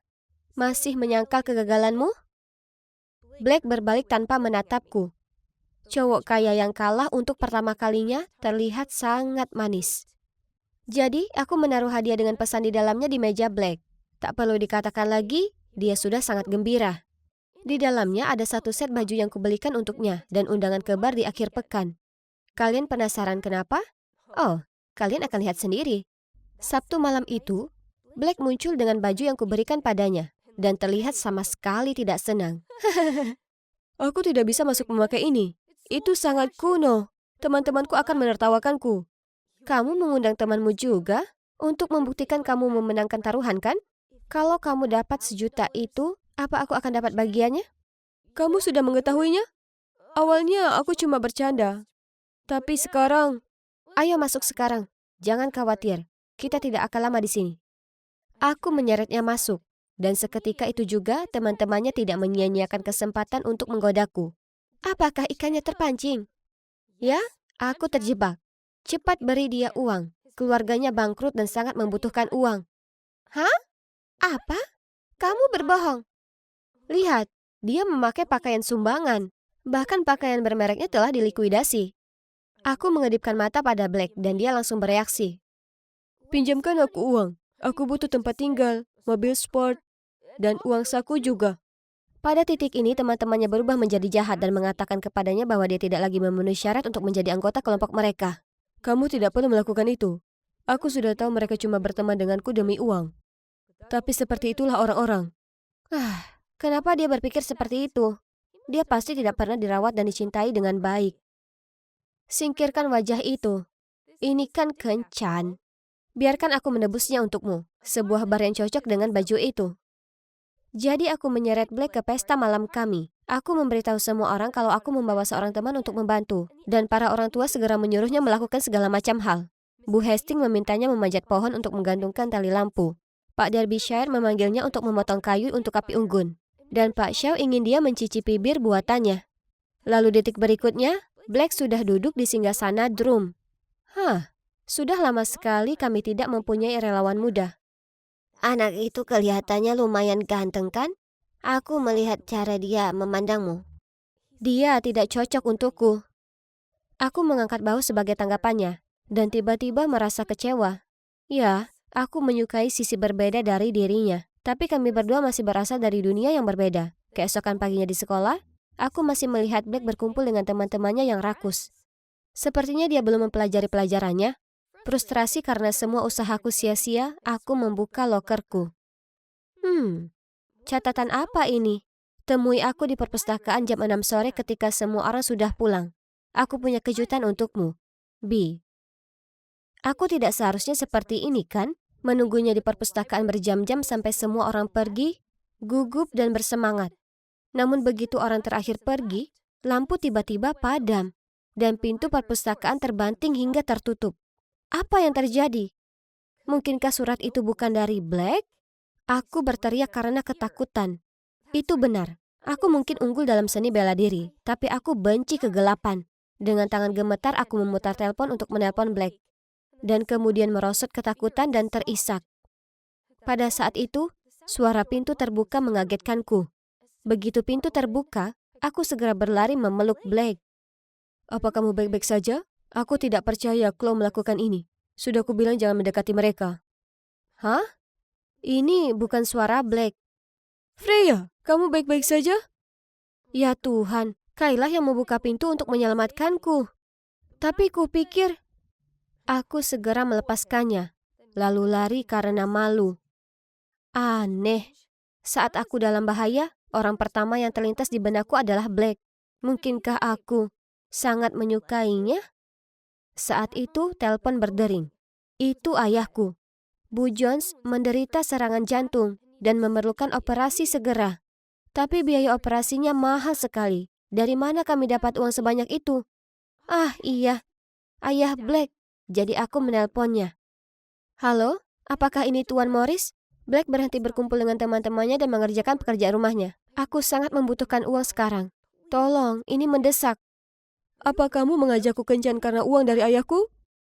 Ya Tuhan, sepertinya Black mendengar semua percakapan. Aku... Jadi, aku cuma alat penghasil uangmu dan selama ini kamu melatihku sebagai hewan peliharaanmu? Tidak seperti itu. Kita bicara lagi nanti. Tidak ada waktu untuk pemikiran egoismu sekarang. Aku harus pergi. Aku berlari gila-gilaan ke rumah sakit. Orang tuaku putus asa dan uang belum juga sampai.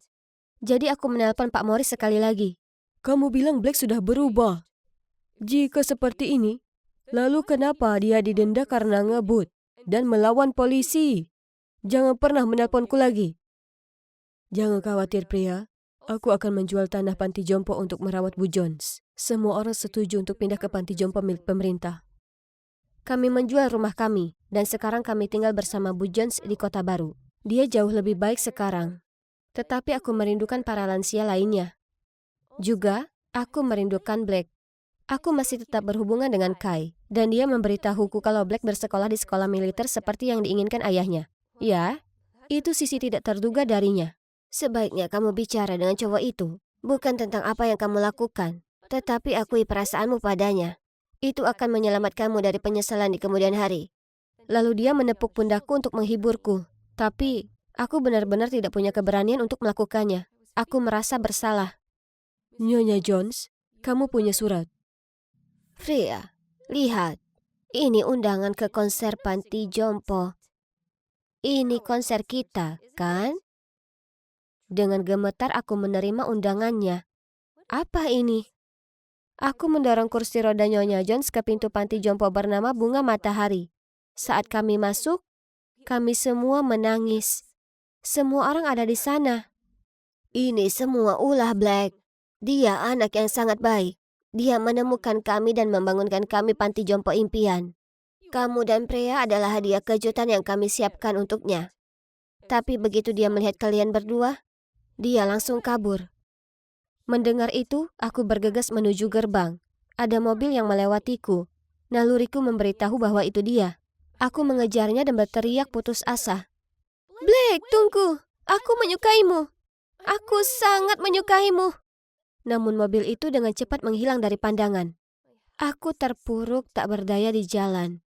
Air mata mengalir di wajahku, dan aku masih bergumam. Aku benar-benar menyukaimu. Apa yang kamu katakan? Ucapkan lebih keras. Aku berbalik kaget. Itu Blake. Dia memakai seragam militer dan tersenyum padaku dengan penuh kasih sayang.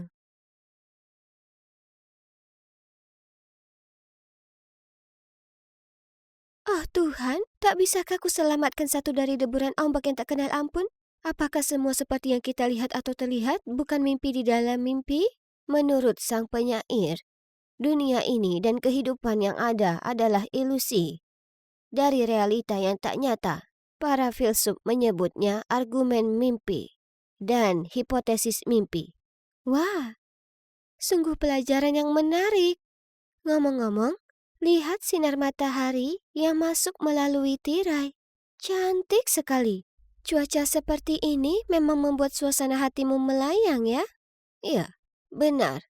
Tapi ingat, tak ada bunga yang tak berduri. Sinar mentari itu mungkin tampak gemilang, tapi itu akan menyilaukan matamu. Ya, aku tahu. Para pelayan selalu memberitahuku cahaya matahari adalah musuh bagiku. Untuk mata biru sensitifku yang cantik, melihatnya sekali saja dan aku tak akan bisa melihat apapun lagi. Itulah kenapa aku tak pernah diizinkan meninggalkan kastil ini.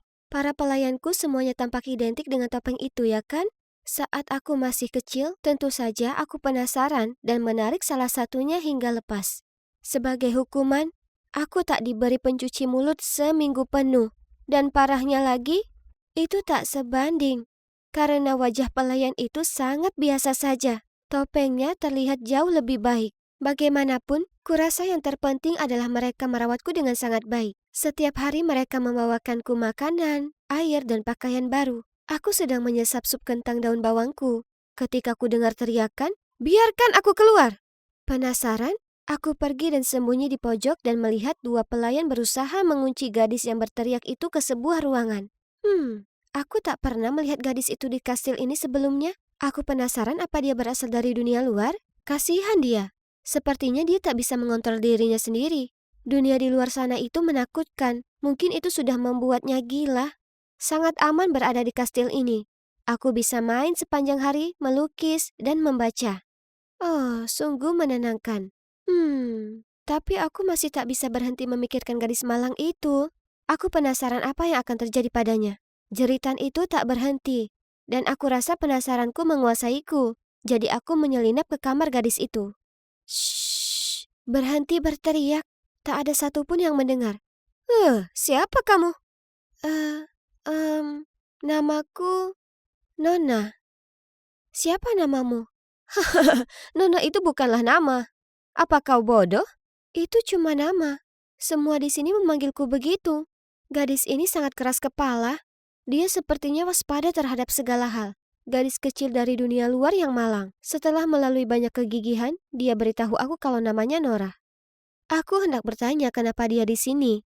Ketika tiba-tiba, dua pelayan muncul dan menyeretku pergi. Nona, Anda tak seharusnya berinteraksi dengan gadis jahat ini. Dan Anda tak boleh terlambat untuk kelas membordir Anda. Senang akhirnya bisa bicara dengan gadis seumuranku.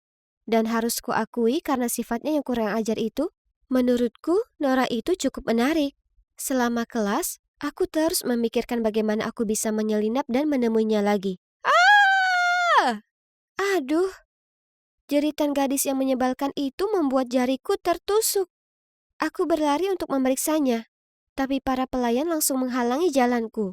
Mungkin aku bisa memberi pengertian kepadanya? Percayalah, terakhir kali aku bicara padanya dia bersikap benar-benar normal. Para pelayan yang putus asa saling berpandangan, lalu membiarkanku mendatanginya. Seperti dugaan, saat ku dekati Nora, dia berhenti berteriak. Hei, ini Ariana. Itu nama asliku. Berteriak tak akan berguna di sini. Berpura-puralah kau mendengarkan perkataanku, maka aku akan membantumu keluar. Para pelayan cukup terkejut ketika Nora langsung menenangkan dirinya sendiri dan menunjukkan tanda mengikuti arahan. Jadi mereka biarkan kami lalu pergi. Kami mulai ngobrol, dan sejak saat itu para pelayan membiarkanku menemui Nora setiap hari. Dia beritahu aku kalau ibunya meninggal. Dia memberi Nora alamat untuk mencari ayah kandungnya yang tak pernah dijumpainya sebelumnya. Nenek Nora membantunya mengatur pertemuan dengannya dan membawanya ke titik pertemuan. Dia sangat gugup, tapi sekaligus senang akhirnya bisa ketemu ayahnya. Dan awalnya, ayahnya baik dan menawan seperti bayangannya. Tapi kemudian tak disangka, tepat setelah mereka pisah dengan neneknya, dia membawa Nora ke sini dan membiarkan orang-orang bertopeng itu menguncinya. Tapi kau beruntung berada di sini, karena di sini aman. Tidak, tidak begitu. Itu hanya apa yang mereka ingin kau percaya. Kemudian Nora memberitahuku tentang dunia luar, tentang teman-temannya, sekolah, dan mall perbelanjaan. Setiap hari, dia bahkan menggambarkan untukku lukisan dunia luar. Indahnya kenangan bersama keluarganya, ibunya yang meninggal, dan juga ayahnya, meskipun dia hanya baru sekali bertemu dengannya. Keluarga? Apa itu? Semua yang kutahu adalah para pelayan tak berwajah. Hari berikutnya ketika aku mengunjungi Nora, dia tiba-tiba mencengkramku. Sis, kita harus keluar dari sini. Apa maksudmu? Ini rumahku. Tidak, bukan. Ini penjara. Siapa yang tinggal di dalam sini 14 tahun lamanya, hah? Ini karena mataku. Aku akan buta jika aku keluar sana. Para pelayanku hanya ingin yang terbaik untukku. Itulah mengapa mereka menjagaku. Apa kau gila? Kau sudah ditipu. Coba pikirkan, apa kau tahu siapa yang melahirkanmu? Dan kenapa orang itu meninggalkanmu dengan orang-orang ini? Atau orang-orang inilah yang membawamu pergi dari ibumu? Apa kau tak ingin tahu kebenarannya? Ini adalah rumahku, ya kan? Tapi memikirkan apa yang baru saja Nora katakan, begitu juga dunia luar yang selalu dia bicarakan setiap hari. Kurasa akan menarik untuk menjalaninya sendiri. Aku hanya harus berusaha melindungi mataku. Jadi, aku menyelinap ke ruang pembantu dan mencuri kunci pintu depan. Saat kami mendekati lorong utama menuju pintu, kami lihat seorang wanita bertopeng berdiri di dekat seorang pria. Di lengannya ada seorang gadis muda, tertidur pulas. Hah? Itu ayahku. Apa? Apa dia datang untuk menjemputmu atau apa? Apa kau tak lihat mereka semua berada di pihak yang sama? Dan dia adalah biang keladinya. Aku mengintip lebih dekat ke arah mereka dan melihat wanita bertopeng dengan rambut perak dan bergaun mewah. Bukankah itu pengujiku? Dia tinggal di ruangan besar dan mengunjungiku tiap minggu untuk menilai pembelajaran dan etiketku. Ibu, Bagaimana kau akan menangani kasus ini? Tinggalkan saja dia di ruang kosong di ujung lorong. Sedangkan Nora, kurasa dia akan menyesuaikan diri dengan baik dalam waktu seminggu atau lebih. Kemudian kita bisa mulai pelajaran etiket dan budaya untuknya. Nora yang mana? Ah, aku ingat. Lagi pula, kau harus menahan diri sedikit. Ariana, Nora, dan sekarang anak ini. Jangan biarkan daftar anak harammu jadi sepanjang lenganmu. Kalau begitu ibu bisa buang saja mereka. Kenapa repot-repot membesarkan mereka? Mereka itu cucuku. Mereka tak boleh berakhir seperti tikus jalanan itu. Dan siapa tahu, mereka mungkin akan berguna. Tapi ini harus jadi yang terakhir. Kita tak boleh ambil resiko Laura tahu tentang kita. Itu akan merusak nama baik keluarga kita. Apa kau mengerti? Aku tahu, tapi jangan takut. Karena istriku itu baik dan bodoh. Dia benar-benar tak tahu menahu tentang masalah ini, berkat langkah cerdasmu. Jadi, apakah kami adalah anak haram pria tak berhati ini? Dan karena tipu dayanya, dia memaksa kami untuk tinggal dalam kegelapan? Aku tak ingin terkurung dan dibohongi lebih lama lagi. Kami harus kabur. Sejak saat itu, Nora terus berpura-pura dan berperilaku baik seperti malaikat, yang akhirnya membuat kami diizinkan untuk belajar bersama. Dan hari ini adalah harinya. Ariana mengalami kejang-kejang. Kita harus bawa dia ke rumah sakit sesegera mungkin. Namun, sebaliknya para pelayan menelpon dokter untuk datang. Oh tidak, rencananya adalah untuk kabur ketika kami dibawa keluar. Jika dokter datang kemari, dia akan tahu kalau ruang-ruangku ini dicat dan lenganku ini akan terungkap. Oke, rencana B. Aku masih berbaring di ranjang memainkan peran jadi pasien. Sementara Nora mengunci pintu kamar lalu ke kamar mandi menjerit. Tolong, ada laba-laba raksasa di sini. Sesuai dugaan, dokter pergi memeriksa. Lalu Nora langsung menguncinya di dalam. Lalu kami segera mengambil tali simpul yang terbuat dari kain di kelas bordir dari bawah ranjang. Lalu kemudian kabur lewat jendela. Ah! Tanganku kuletakkan ke kepalaku segera setelah aku turun. Aku tak menyangka akan secerah ini di luar.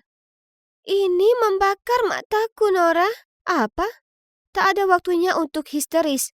Kau akan tamat jika terjebak di sini. Buka saja matamu dan lari. Ayo cepat. Tapi aku takut. Hah? Tak ada yang terjadi? Mataku sepertinya baik-baik saja. Tapi tak ada waktu untuk merayakan. Karena kemudian kulihat, oh Tuhan, beberapa pelayan mengejarku. Nora menarik tanganku dan lari ke arah taman. Untungnya, kami sudah di luar pandangan mereka saat guk-guk. Seekor anjing pemburu muncul entah dari mana dan menggonggong pada kami. Aku jongkok di semak-semak dan memperhatikan Nora melambaikan tangan ke anjing itu dan kemudian menepuk-nepuknya. Wah, ajaib! Anjing itu anehnya langsung jadi penurut dan menuntun kami ke tempat rahasia. Sebuah lorong seukuran anjing. Aku ragu. Tapi melihat para pelayan yang mendekat ke arah kami, dengan enggan aku pun segera masuk melewatinya.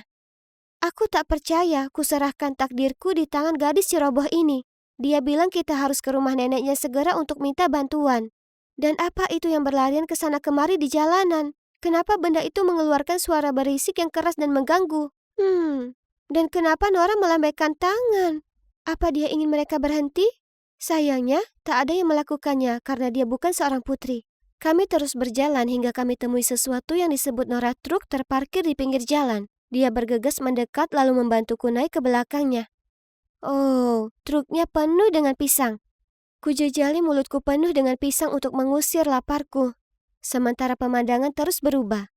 Truk itu berhenti, dan kami segera turun sebelum tertangkap.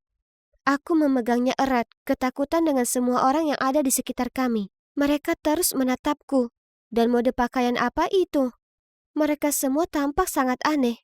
Mungkin mereka cuma rakyat jelata. Kemudian kami gunakan kemampuan kami untuk meminta satu pria membawa kami ke rumah nenek Nora. Oh, ini melelahkan. Wah, di luar ternyata indah sekali. Berkilauan dengan semua cahaya itu. Dan ada pameran segala benda yang ada di dunia seperti makanan, mainan, bunga, dan bahkan makhluk hidup. Iya. Semuanya. Tapi yang paling penting adalah mataku tak sakit menatap semua benda berkilauan itu. Sama sekali. Nenek Nora sepertinya baik. Tapi rumahnya penuh dengan benda aneh. Sementara Nora memberitahunya apa yang terjadi, kudapati diriku sendiri merasa tersihir dengan kotak hitam yang bisa bicara di dinding. Tiba-tiba, Nenek Nora menuntun kami keluar ke truknya yang jauh lebih kecil dan membawa kami ke suatu tempat yang disebut kepolisian. Mereka semua pakai pakaian seragam yang lucu dan menghujani kami dengan lusinan pertanyaan yang membingungkan. Dan apa tepatnya kartu identitas itu? Beberapa hari kemudian, ada berita bahwa kepolisian telah menangkap yang kusebut ayahku, nenekku, dan juga para pelayan. Sesuai dugaan, dia adalah penjahat wanita. Jadi saat kekasihnya memintanya menghidupi anak-anaknya, dia sangat takut istrinya tahu. Jadi dia mengambil anak-anak ini dan mengurung mereka di kastil. Mereka kini menunggu yang disebut persidangan, yang kata Nora merupakan tempat orang jahat mendapat ganjaran. Wah, dunia luar sangat sibuk. Aku tak sadar akan ada begitu banyak wajah tak bertopeng. Dan kotak berbicara yang aneh itu masih membuatku terkejut, terutama saat seseorang memegang senjata. Nora bilang saat aku lebih bisa menyesuaikan diri dengan hidup baruku, aku akan mulai sekolah dengannya. Dan suatu hari aku bahkan akan belajar cara mengemudi truk yang lebih kecil itu. Tapi pertama-tama, dia akan mengajariku cara dandan seperti yang lainnya. Dan menggunakan balok ini untuk berkomunikasi dengan mereka.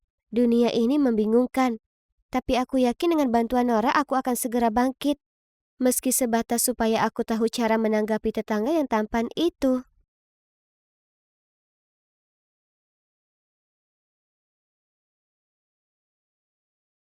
Hai, aku Belle.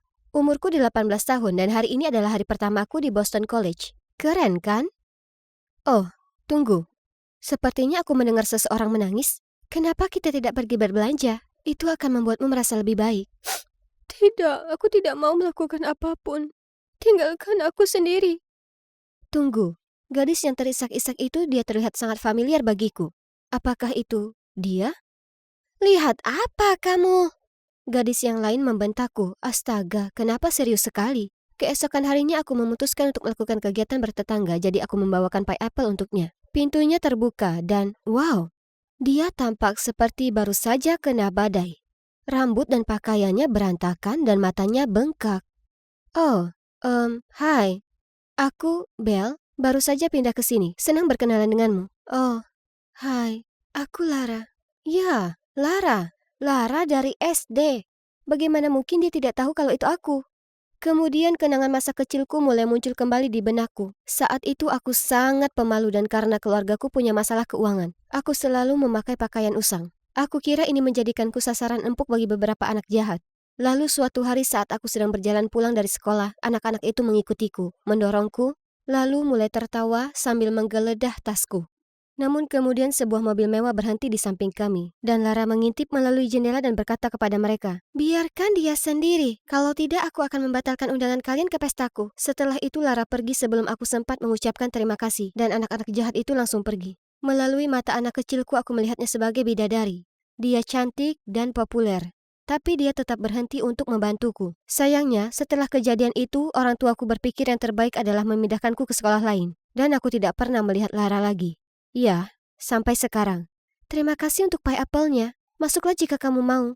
Oh ya, kalau kamu tidak keberatan. Aku masuk ke dalam dan, ya ampun, kamarnya berantakan. Pakaian berserakan di mana-mana. Sampah berserakan di lantai, dan piring-piring kotor berserakan di baskom. Sesuatu yang buruk pasti telah terjadi padanya hingga membuatnya terjerumus ke dalam kesedihan. Jadi, aku bertanya padanya ada apa, dan dia memberitahuku bahwa pacarnya baru saja putus dengannya. Bagian terburuknya adalah dia meninggalkan keluarga dan teman-temannya untuk pindah ke sini demi dia. Tetapi dia mengakhiri segalanya tanpa memberinya penjelasan.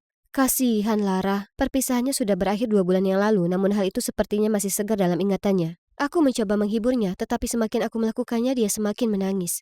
Keesokan harinya aku memutuskan untuk mampir dan memeriksa apakah dia baik-baik saja. Pintunya terbuka sedikit, jadi aku mengintip ke dalam. Dan melihat Lara yang tampak murung duduk di lantai, memeluk dan mengendus sesuatu. Lara, apa yang kamu lakukan? Aku menemukan ini, dan aku sangat merindukannya. Ternyata dia mencari sweaternya di lemari, dan akhirnya menemukan hoodie mantannya. Itu saja. Cukup sudah. Sudah waktunya aku akhirnya membalas budi dan menyelamatkan Lara sama seperti saat dia menyelamatkanku di kelas 5 SD. Kamu tidak akan pernah move on jika barang-barangnya menatap langsung ke wajahmu. Aku mengatakan padanya sudah waktunya untuk membuang barang-barang mantannya. Dan apa kalian tahu dia punya sekotak besar barang-barang mantannya? Aku melihatnya, dan saat itulah aku melihat foto mereka. Ini? Dia? Aku tidak bisa menyembunyikan kekagetanku. Ya, itu Cameron, pacarku, atau lebih tepatnya mantanku. Kenapa kamu bertanya? Oh, tidak apa-apa. Syukurlah kalian sudah tidak pacaran. Kata brengsek tertulis di seluruh wajahnya. Lalu kami membuang seluruh kotak itu ke tempat sampah asrama di lantai bawah. Gadis malang itu sepertinya ingin melompat ke sana untuk mengambilnya. Aku akan membantumu mengatasi orang ini. Aku janji. Kamu akan menyadari betapa menyenangkannya menjadi jomblo. Oh, kamu juga jomblo? Ya, tentu saja. Sekarang barang-barang mantannya sudah dibuang ke tempat sampah. Sekarang saatnya menjalani kehidupan jomblo yang paling bahagia. Setiap pagi aku mengajak Laura jogging keliling taman bersamaku dan menunjukkan padanya cara menyiapkan makanan sehat yang lezat. Percayakah kalian kalau dia bahkan tidak tahu cara merebus telur tanpa membakar pancinya? Ya, aku tahu. Ini mengagetkanku. Lalu suatu kali baknya tersumbat dan dia benar-benar ketakutan. Aku datang dengan alat penyedot terpercayaku dan menunjukkannya cara memperbaikinya. Mudah sekali. Dan yang terbaik, tidak ada orang yang dibutuhkan untuk menyelamatkan gadis-gadis ini. Selanjutnya aku perlu menunjukkan kepada Lara bagaimana menikmati hidup, karena yang dia lakukan hanyalah bermalas-malasan di kamarnya. Jadi, pada suatu Sabtu malam, aku menyeret dia dan Kayla ke bar yang sangat keren ini. Wah, aku haus. Jangan khawatir, aku yang traktir. Tunggu Lara, apa kamu mau tahu cara mendapatkan minuman gratis? Lalu dia berjalan melewati beberapa cowok, mengibaskan rambutnya dan mengedipkan matanya dengan senyuman termanis di wajahnya. Dan, bam, cukup begitu kami membelikan minuman untuk kami. Lara tampak sangat senang dengan apa yang baru saja dia capai dan itu membuatku bahagia juga. Hanya saja Kayla tidak terlihat begitu senang. Mungkin minumannya terasa terlalu pahit. Saat kami sedang bersenang-senang, teleponku tiba-tiba berdering. Ya Tuhan, aku sudah lama merindukan panggilan itu. Tapi kenapa sekarang? Aku mematikannya dan terus mengobrol. Kenapa kamu tidak menjawab? Oh, tidak apa-apa. Kamu yakin? Sepertinya penting. Ya, jangan khawatir. Sebelum aku menyelesaikan kalimatku, tiba-tiba aku mendengar seseorang memanggil Lara. Lara? Oh, Jack? Hai, sudah lama. Aku kaget melihatmu di sini. Apa kamu sendirian atau bersama teman? Lalu Lara belum sempat memperkenalkan kami. Cowok itu menatapku. Hei, sepertinya aku kenal kamu. Tidak, sepertinya kita belum pernah bertemu. Aku langsung menyangkalnya. Tapi orang ini sangat ngotot. Dia membuatku agak tidak nyaman, karena aku tidak sengaja menjatuhkan gelasku, lalu aku harus berlari ke kamar mandi untuk membersihkan diri. Bagaimanapun, malam itu luar biasa. Aku bangga pada diri sendiri karena telah membuktikan kepada Lara bahwa menjadi jomblo tidaklah seburuk itu. Namun, keesokan paginya, bencana melanda. Kayla menyuruhku masuk ke kamar Lara, di mana dia meringkuk di tempat tidurnya sambil memegang foto dirinya dan Cameron. Susah sekali membuatnya melupakan mantan pacarnya itu. Lara terisak karena Jack memberitahunya bahwa Cameron pacaran dengan orang lain. Dan kini, Kayla punya ide untuk membalas dendam padanya. Aku tahu ini menyakitkan, tapi tolong abaikan saja dia dan lanjutkan hidupmu. Apa yang kamu tahu? Apa kamu ada di pihak Lara atau di pihak mantannya yang brengsek? Aku cuma mengabaikan Kayla dan mencoba berbicara dengan Lara. Syukurlah dia sepertinya mendengarkanku dan membatalkan rencana balas dendam. Ya ampun, Kayla terlihat sangat marah. Aku kembali ke asramaku dan menghela nafas lega. Lalu tiba-tiba ponselku mendapat pesan masuk. Tidak sabar bertemu denganmu besok. Oke, sebenarnya aku sering bertemu cowok yang sangat kusukai. Tapi aku tidak ingin menyinggung Lara, jadi aku tidak menyebutkannya padanya. Keesokan paginya, aku memakai gaun yang lucu, merias wajahku, menata rambutku, dan dengan penuh semangat keluar dari kamar asramaku, dan menemukan tumpukan kantong sampah di depan pintuku. Siapa yang melakukan ini? Aku menyeretnya ke bawah untuk menaruhnya di tempat sampah. Ketika aku menemukan semua suratku di sana bercampur jus sampah. Iu, apakah ini lelucon atau apa? Terserah, aku tidak punya waktu untuk ini, aku sudah terlambat. Aku tiba di sebuah galeri dan melihat bahwa dia sudah ada di sini sedang melihat sebuah lukisan. Hei, maaf sudah terlambat. Dia berbalik sambil tersenyum. Ya, kamu pantas untuk ditunggu ya kan? Oke, izinkan aku menjelaskannya. Jadi, ya, Itulah Cameron, tapi itu tidak seperti yang kalian pikirkan. Aku bertemu dengannya beberapa bulan yang lalu ketika dia membantu di sebuah acara untuk siswa baru. Dia tidak peduli aku memakai pakaian toko barang bekas dan sepatu Catsko tidak keren. Sebaliknya, dia sudah melupakan hal-hal ini dan mulai berbicara denganku terlebih dahulu. Jadi, Jack juga ada di sana. Itulah sebabnya dia agak mengenaliku. Aku sudah banyak mengirim pesan kepada Cameron dan harus aku akui, aku rasa aku memang punya perasaan padanya. Tapi jangan salah paham. Aku tidak tahu Lara adalah mantannya sampai aku melihat foto mereka. Ya ampun, itu benar-benar mengejutkanku. Aku tidak ingin memberitahunya dan tidak hanya menghancurkan hatinya lagi, tapi juga menghancurkan persahabatan kami. Itu juga sebabnya aku tidak berani menjawab panggilan Cameron di depan Lara saat kami berada di bar. Dan aku sangat beruntung Jack tidak mengenaliku malam itu. Atau itu akan menjadi bencana total. Aku tahu aku perlu mengatakan yang sebenarnya pada Lara, tapi pertama-tama dia hanya perlu sedikit waktu lagi untuk melupakan Cameron. Aku pulang dari kencan itu dengan senyum lebar di wajahku. Tapi apa yang kulihat membuatnya langsung memudar. Seluruh koleksi make upku hancur. Apa? Siapa yang akan melakukan hal sejahat itu?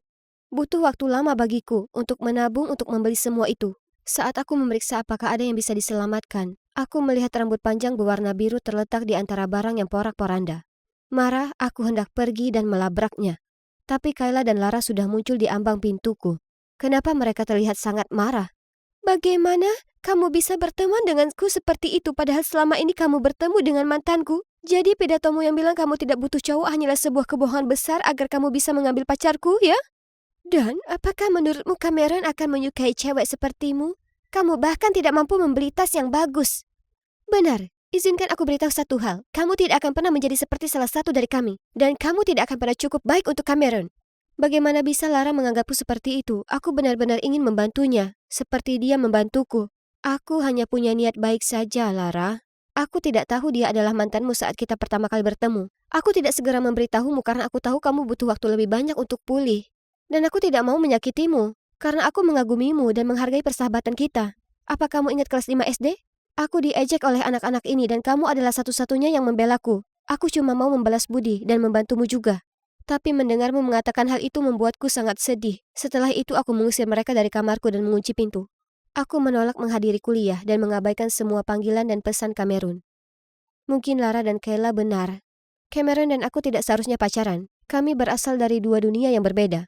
Akhirnya beberapa hari kemudian aku harus keluar. Karena aku kehabisan makanan. Ketika aku melewati sebuah kedai kopi, aku melihat mereka, Cameron dan Lara, duduk bersama. Jadi Kayla benar. Cowok kaya seperti Cameron tidak akan pernah menyukai cewek biasa sepertiku. Aku tidak bisa lagi tinggal di asrama yang sama dengan Lara, jadi aku mengemasi barang-barangku untuk pindah dari sana.